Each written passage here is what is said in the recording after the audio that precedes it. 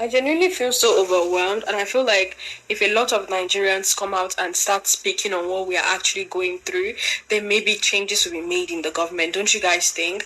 And this video, I just want to say to our president, I don't know if there have been any other president that is terrible, but you are such a terrible president. It is so hard. So I'm coming from the supermarket where I went to get foodstuffs, and everything has gone up again. It's just like every single week prices increase. I want to know, what is the government doing about this increment? Is there going to be a particular time where prices will stop going up? Is there going to be a particular time when things are going to go back? Guys, why am I going to get a crate of egg and they're telling me it is 6.5? It doesn't make any sense that egg will cost 6.5. Like, I literally can't remember when egg used to cost 800. So 30 minutes ago, I just received a call from the NYSC board, starting with the secretariat before the LGI, and for the secretariat, for the NYSC secretariat, I'm going to attach what she said, some of the things she said, so you guys will hear. Are you normal? I wasn't insulting the president, ma. I was only asking for accountability. Hold down that rubbish you put there. Ma, are you threatening me? Hold down that rubbish. You are not talking to your mate. She called me and she was shouting and she was threatening me to take down the video. And I'm in my first mind, I'm like, wait, how did they get my phone number? And then I realized that every NYC copper has to fill a file with your phone number and your address. I'm like, these people actually have my house address and they know where I'm staying. And now they have started calling me first to threaten me. It is so bad that you can't even just speak up about the government because they feel like they have chains to hold you. You're already calling me to threaten me. You see, this is one of the biggest problems in Nigeria. And I wonder why that freedom of speech is written in the Nigeria constitution when it's not practical. And the worst problem is that if you eventually speak up, the same Nigerians, the same people you are fighting for, the same people that are passing through the same thing you are complaining about, are the ones who are going to come out, blame you, threaten you, and even kill you if you are not careful enough. Like, they don't want to talk about it. They just want to continue the suffering and smiling system.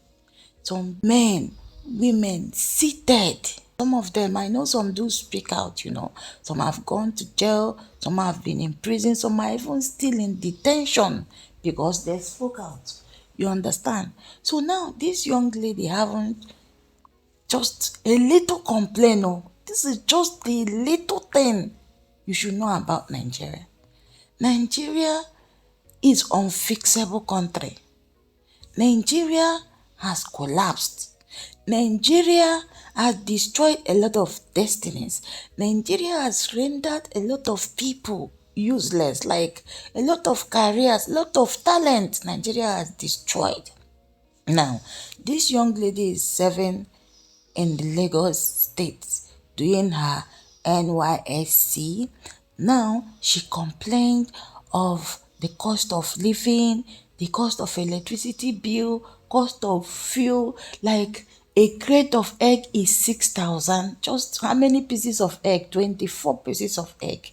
6,000 plus naira. Okay, she came back from the market and complained like, what is happening? Urging Nigerians to speak up.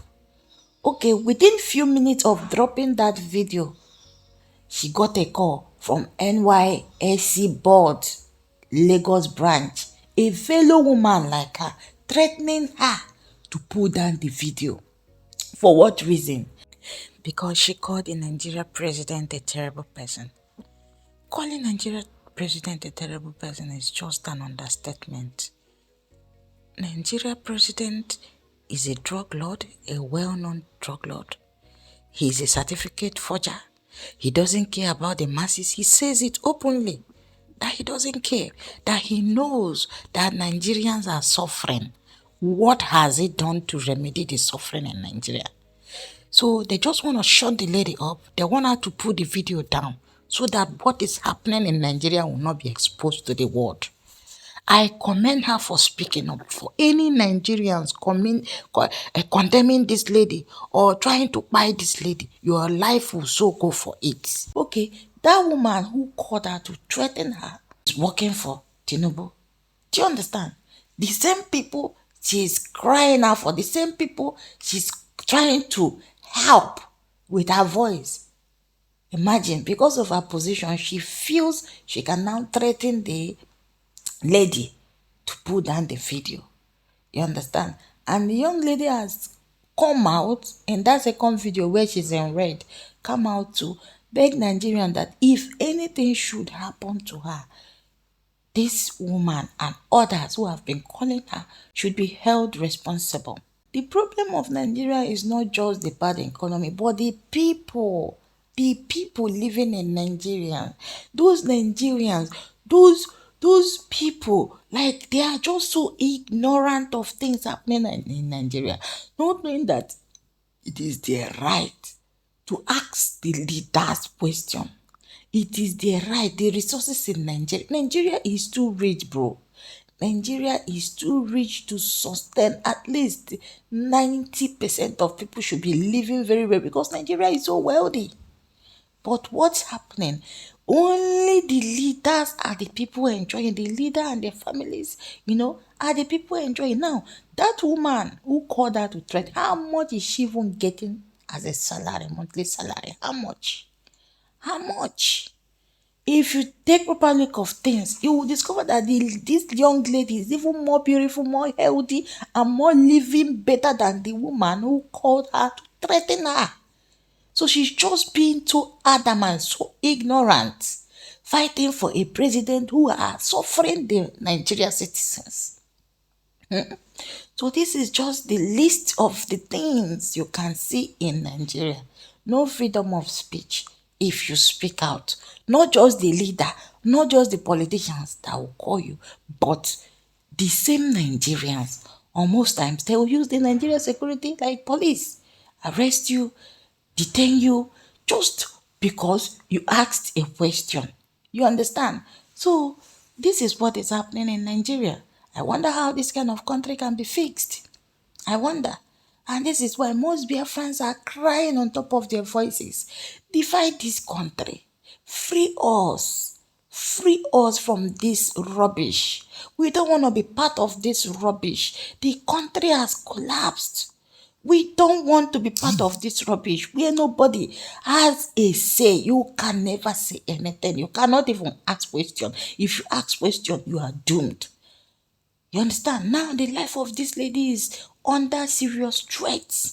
Her life is under serious threat. And outside that, you will discover that after her service, after her NYSC, she may not be employed. Just to punish her because she spoke out. Imagine, what a country. What a country.